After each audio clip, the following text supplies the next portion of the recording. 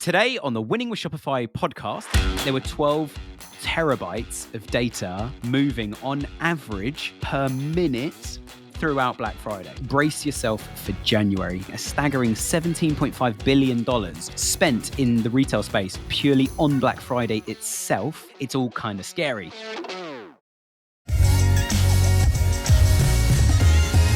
Hello and welcome to another episode of the Winning with Shopify podcast. For anyone who's not tuned in before, my name's Nick. I'm hosting the show and today it's just going to be me. I'm going to be sharing some insights from Black Friday from the UK, the US and some global wider numbers. I have a whole screen of numbers in front of me here and also some advice for you guys about what's happened, what I think brands and retailers should be doing as a result of Black Friday and everything else. Just before we dive in, if you haven't already, please check out the Growth Hub. We have had so many amazing roundtables. There's so many messages going on, people welcoming themselves, explaining what their business is, asking great questions. We're talking about apps for integrations for finance things. We're talking about different platforms people are using to manage things like customer service and email marketing and a whole range of other things. So definitely check out the Growth Hub. Just go to wwspodcast.com/Growth Hub. Though it might not be on exactly that / so maybe just go to the homepage and click Growth Hub. But link should be on the screen in front of you now. Anyway, let's talk about Black Friday. So it's been a very different picture actually in the UK from the US. I've got a whole set of things in front of me on my screen. I've researched for you guys to pull some stats together. And I'm going to share some insights from some of our clients as well as to what has been going on. So we're going to start with the UK because that's where I'm based and I love the UK and I get the opportunity to start with that. And then we'll talk about the US in a minute and we'll talk about some of the global things and also some stats that Shopify themselves have shared. And they said these stats are up for being updated as well shortly, but it's what they think has happened so far. Bear in mind, these stats were published within 24 hours of Cyber Monday finishing, so they're pretty hot off the press. But anyway, let's have a look. So in the UK, the British Retail Consortium has reported that sales have dropped into Black Friday by as much as 3.3% across all industries. And that's in the 12 months up to November. A bit of a bleak picture. The Retail Bulletin here in the UK as well is saying that sales are declining due to lack of customer confidence, a late Black Friday, rising household bills, and that all of that stuff is generally leaving consumers with less cash to spend. We had a government budget announced here in the UK at the end of October. That has really annoyed everybody and taxes are going up. So people were reluctant to spend money. And also where the government used to help with people's winter bills and other stuff, if people were low earners, for example, or didn't have much money, our government would give support for things like that, and they are lowering or stopping that support for a lot of people. It's all kind of scary. So people are spending less. Interestingly, sales on food and drink increased 2.4%, while non-food sales fell by 2.1%. The luxury market, and this is the real kicker, I think, for a lot of you guys listening, the luxury market seems largely unaffected. So actually, luxury has seen an increase year on year, where non-luxury items or cheaper items have seen quite a bad decrease. They've been squeezed so much more on margins where products are cheaper, which kind of makes sense when I've just explained the economic outlook for the UK at the moment. What's really even more interesting, though, and really interesting to look at is the middle market. So if you take luxury down at one end, so take a t-shirt. So luxury is like the most expensive t-shirt you can find. The lower end of the market is where it's being squeezed, where it's got the cheapest t-shirt you can find. That middle market doesn't really exist anymore. In the last few years, it's been disappearing, and people have either gone into, actually, I'm going to spend a lot more on my items and invest more in the things I buy, or I'm going to spend less and look for the best deals. In the UK, we've got this kind of parallel thing happening, and we've seen it amongst our clients. Quite a few middle-of-the-road retailers in the UK have really, really struggled.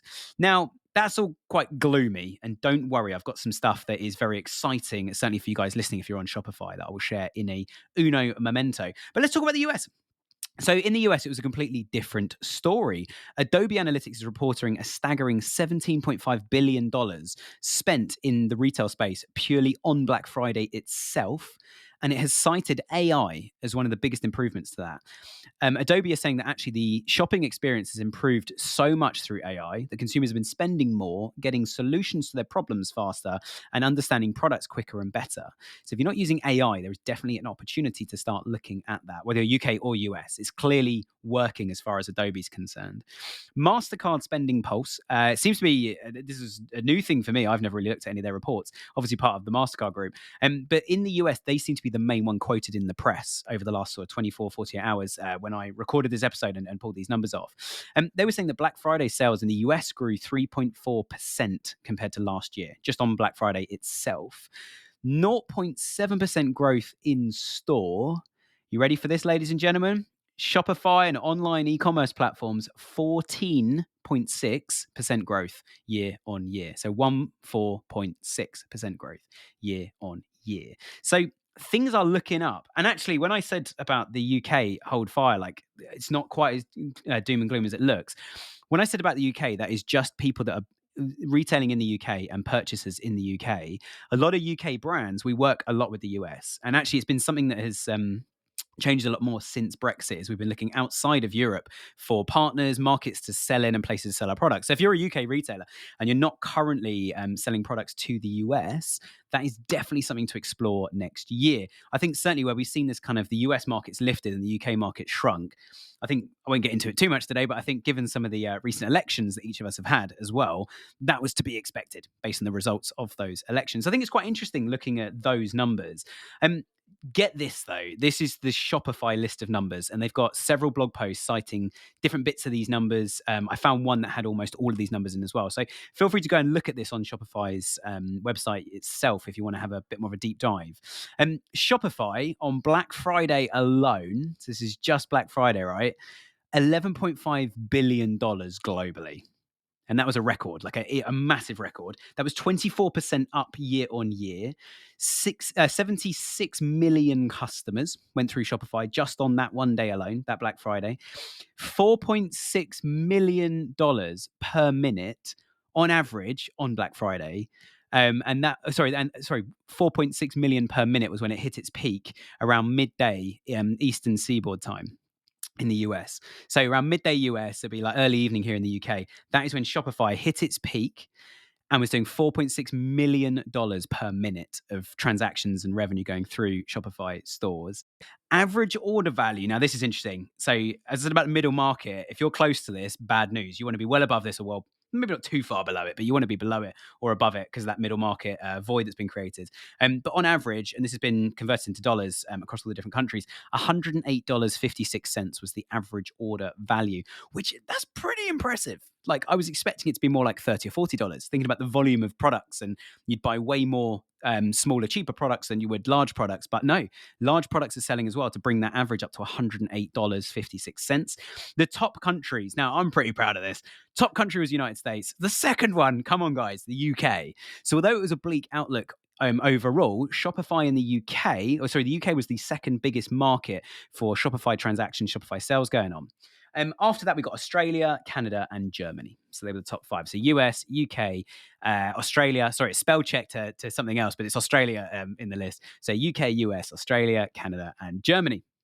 And the top selling cities, well done LA, followed by New York, followed by, love it, London. We were number 3, followed by San Francisco, followed by Miami. So 1 UK, 4 US cities in there. So you see how big the US was, which is fair enough. You know, Shopify is a Canadian platform, very, very popular across the United States. I'm not sure how many of you guys are using ShopPay as a payment gateway on your website, but there was a 58% increase year on year in people using ShopPay. I also read a report, and apologies, I can't remember the name of the report or the stats on it, but it was I remember it being quite compelling that actually if you use ShopPay, people are more likely to convert on your site because they trust ShopPay. Users are getting more and more used to using ShopPay, and a lot of consumers that don't know what Shopify is will know what ShopPay is. That's like the front end. Hey, this site uses ShopPay, and people are starting to understand that it's a platform, it's an app you can download. And on top of that, so 58% increase year on year in the use of ShopPay on Black Friday. There were 91 million, well, it says over, there's a plus sign next to it. So over 91 million items were tracked on ShopPay. So that's when the delivery bit happens. You can use ShopPay to track multiple orders from multiple retailers in one place. It's pretty cool. And this might mean nothing to some of you, but I love seeing data stats. There were 12 terabytes of data moving on average per minute throughout Black Friday. So on average, every minute there were 12 terabytes of data moving through Shopify across the whole day of Black Friday. So Short answer then is yes, we are all on the right platform using Shopify. Shopify has seen incredible growth. I haven't pulled out the growth of other platforms, but I had a quick look at a few and they were looking a bit bleak. I think Magento is heading towards death at the moment. I'm afraid, everybody. It might not completely die. A lot of people aren't using it. Everybody I talk to who's using it has got frustrations with it. And one client in particular, which is you, Gary, if you're listening to this, you're moving your final site to Shopify at the moment. Two have already been moved, and we're helping you move the third one. And lots of people are doing that, moving from Magento across to Shopify.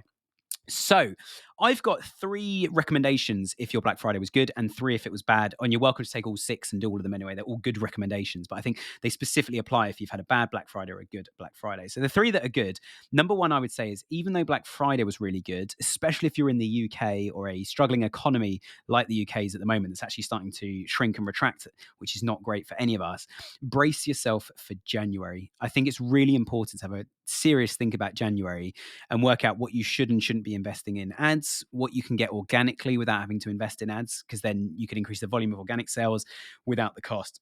So I think my point really is brace yourself for January. We've got a couple of weeks left of this year before we all break up for Christmas and start drinking Christmas whiskey, which I'm super excited about. I love a good whiskey at Christmas.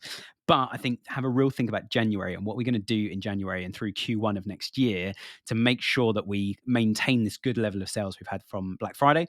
The second one is, and I say this to everybody, whether you've had a good or bad, but I've put it in the good list because I think in the good list, you'll have more people in this. Everyone who bought from you over Black Friday, have a real think how we're going to segment those guys, what communication we're going to give to those guys as well. I think it's worth looking back at previous Black Fridays. And when I say Black Friday, I mean the whole of Cyber Weekend or however long you ran your cyber campaigns for on site. And also have a look at peak in general.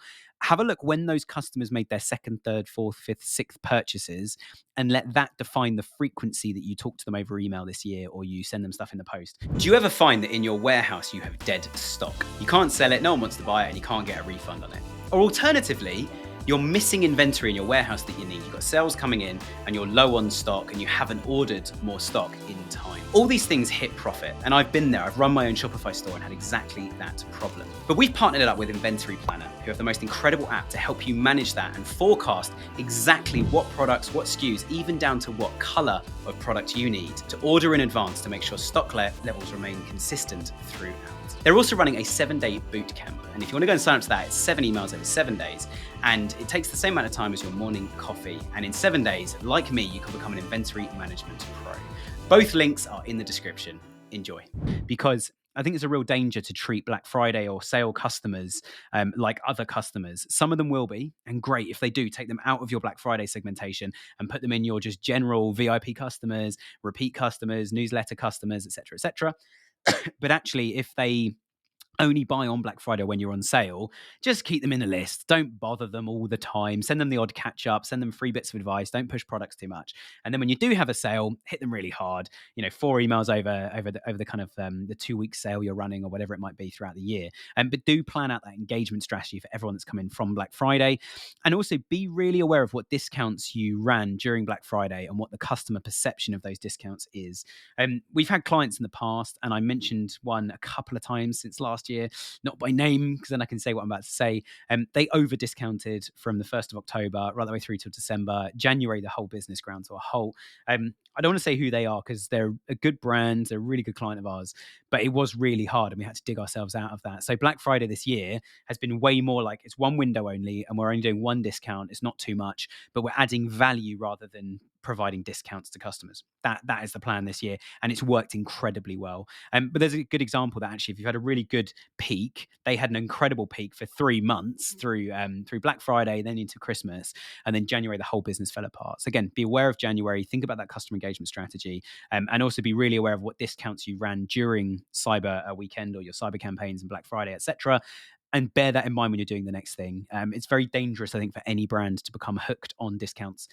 We do have a few clients that's like, we go on discount, everyone like, relax, finally we've put a sale on and revenue's going up and everyone's looking all dandy. And I'm normally the one screaming there being like, guys, it's all going to stop soon. Like, the finance director is going to end this sale and we're going to have to survive without it.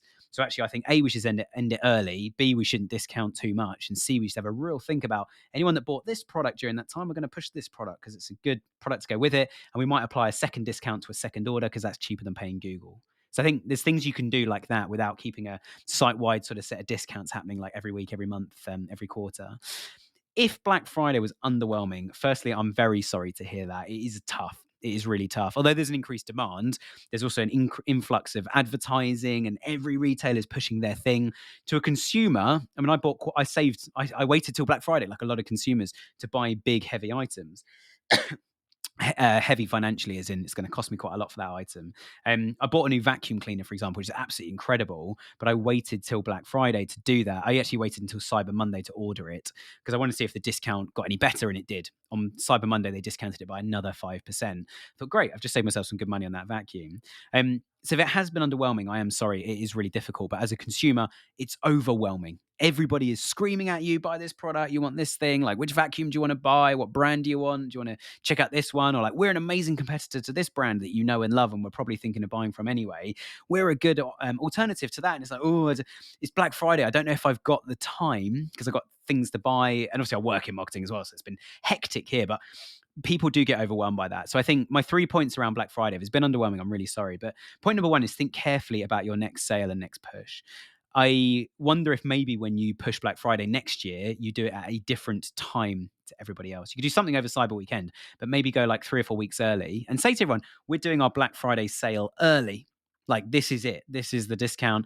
Buy now or never again. You have to say never again, and you could still run a sale later over Black Friday itself. But I think trying to change the user behavior so you're the only thing they're thinking about, the only thing they are purchasing from at that moment. But have a real think about that as well as when you're next going to go on discount. Because if it hasn't worked well for you, then maybe you are an incredible business. And look at the bright side of this. You don't need to discount products to make sales, or actually discounts your customers don't care about, which might mean you still need to crack what is it, cracking that case of what is it that customers really care about? Why do they buy? What are they trying to get hold of from me? And I will base the business around that, base our branding around that. And second thing, if it was underwhelming, go back to the basics. There's clearly something wrong if you ran a Black Friday sale and sales did not increase or did not increase as much as last year. So go back to the basics. And these are my 3 favorite questions that I ask clients all the time. And a lot of them don't know all 3 answers, and we help them find them out. And we make much better decisions.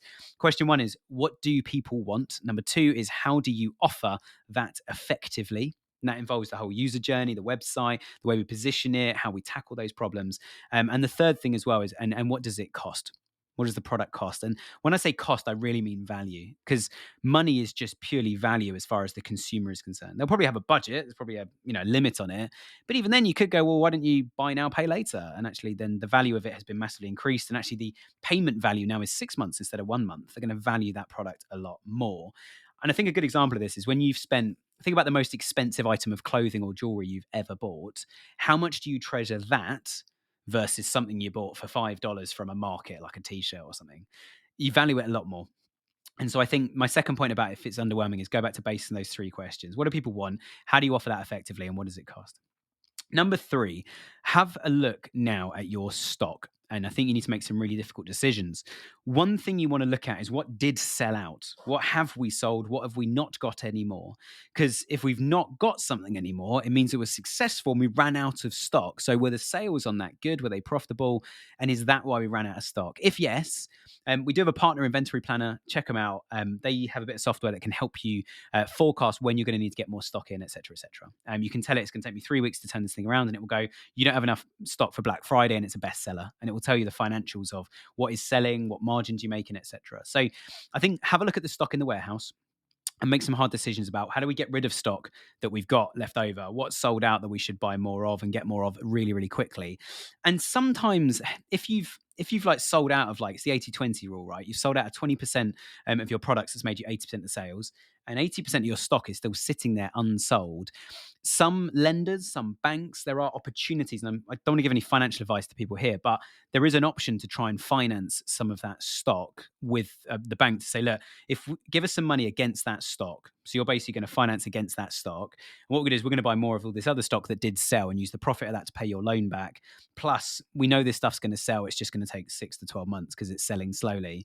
And then, get creative with it. Go back to the basics of marketing. What is this product? Who's it for? Is it the right product? Is it the wrong product? What problems does it solve? Why do people buy it? If you've got downtime at the moment because sales are slow, you've got downtime in January because consumer spending is going to decrease after January sales are finished. Spend that time on the phone to customers, and you'll probably find some incredibly simple little things that you can change very, very quickly, like literally changing the wording of things on your website. We've got an episode coming out in January that I've already recorded with an amazing guy called Chase. And Chase said that one of the easiest, quickest CRO things he's ever done, and we've done this on a couple of clients and seen a very similar result, next to the buy button or the add to cart button, literally just put next to it, no questions, money back guarantee, 60 days, 90 days, something like that. All you're doing is you're just saying, we have a returns policy. If you're not happy, you can return it. And there are laws in most countries about the return, but we're just changing the wording of it. There's going to be no questions, full money back guarantee if you're not happy. And we've actually found returns have decreased because the consumer confidence in the product that's arriving has increased. And they're more likely to want to buy it and try it and make the most of it because you've been so confident in it. They're going to be confident in it as well. And so that the little bit might be little things like that you can do by talking to customers, find out why they bought from you, why they bought from you a second, a third, a fourth time. Those guys are really key. So look at ways you can shift that stock creatively. We have had some brands in the past say, look, we bought tons of these. We took a massive gamble on this, bought loads of this item in, and we've got tons of stock of it. It's not selling. We're just going to give one away for free with every single order now. Put that on the website, and suddenly our Google Ads ROI went up. And actually, because the ROI went up, we're paying Google less per order that we're getting. And before you know it, we've got rid of all of that stock and we've made a good ROI in the process. We've actually ended up pretty much selling it, not by charging consumers for that product, but by making discounting our cost per conversion on Google. So we're paying Google less for the same amount of sales. And that saving we got there has covered at least our buy price of this stock. So we've just got our money back and we can buy stock that we are going to sell versus stuff we're not. Anyway, short episode from me today. I just wanted to round this up. There's some incredible stats. Go and check out some of the Shopify stats as well. And if you're bucking the trend on Shopify and not doing some of these incredible things, if it's not been as good for you guys, please do reach out. I'm happy to spend 5 or 10 minutes on people's websites, give you some ideas over email that I think might help, give you guys some advice to help grow things or help turn this thing around. Because I don't want to see any retailers obviously go under and disappear when things don't go well. One way you can engage with me and engage with the team here and lots of our listeners, and it's growing like crazy at the moment. As mentioned at the start, it's a growth hub. We've got loads of roundtables going on. We are going to be doing a roundtable in January, specifically talking about peak and Black Friday. So if you want to come to that, come join the Growth Hub. Byron and I will let you into the Growth Hub pretty quickly. We've pretty much got no waiting list now. We've let everybody in. There's so much cool chat going on in there. And you can come to that webinar in January. Roundtable. And we may even need to start splitting our roundtables because it looks like they're getting more and more popular. So we might have to do like 2 or 3 runs of one. But we'll try and put all of you in the right groups of different people as well, which is amazing. So yeah, and the Growth Hub is completely free. Doesn't cost anything. So absolutely no reason not to go and sign up and see what it's all about. But anyway, I thank you so much for listening today. It's been so great to have you guys tuning in. I hope it's been really useful. If you've got any questions, you think I've got it wrong, my wife will confirm I get it wrong all the time. So please do send me an email, hello@winningwithshopify.com, or fill out one of the forms on the website. Let me know where you think I've got it wrong, or actually if you want to share that's exactly what's happened to me, please help. We'll spend 10 minutes on your site. But thank you so much for tuning in. Back again next Friday, and I hope you're all staying well, and I hope you've had an amazing time through peak.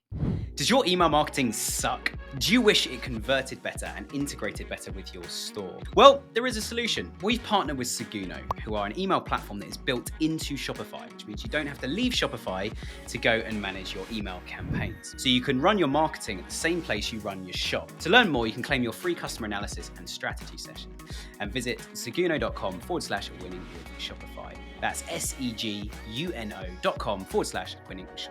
Seguno is made for merchants, not marketers.